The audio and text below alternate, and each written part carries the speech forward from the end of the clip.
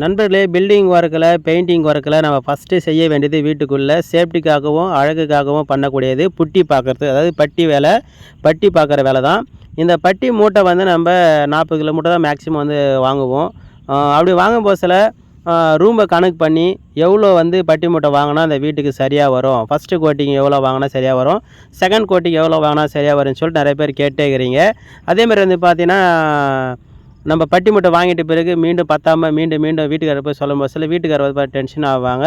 இல்லைனா அதிகமாக வாங்கிட்டாலும் ஏன்பா வேஸ்ட் பண்ணிட்டீங்க அப்படின்ற மாதிரிலாம் யோசிப்பாங்க. அதேமாதிரி நிறைய நண்பர்கள் வந்து பார்த்தீங்கன்னா, பட்டி மூட்டை எவ்வளோ வாங்கினா சரியாக வரும் அப்படின்னு சொல்லிட்டு நீங்கள் கேட்டுகிட்டே இருக்கிறீங்க. இப்போ நான் வந்து பார்த்தீங்கன்னா ஆதித்யா பிர்லா புட்டி தான் வாங்கி யூஸ் பண்ணிகிட்ருக்கேன், 40 கிலோ மூட்டை.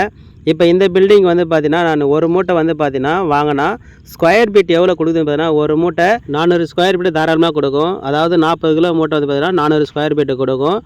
அதாவது 1 கிலோ பட்டி வந்து பார்த்தீங்கன்னா 10 ஸ்கொயர் ஃபீட்டு தாராளமாக கொடுக்கும். அப்போ 40 கிலோ வந்து பார்த்தீங்கன்னா 400 ஸ்கொயர் ஃபீட்டு கொடுக்கும். நீங்கள் இந்த மாதிரி கால்குலேஷன் பண்ணி நீங்கள் வந்து வாங்கலாம். நான் சொன்னது வந்து பார்த்தீங்கன்னா ஒரு கோட்டிங் மட்டும் சொல்லியிருக்கேன்.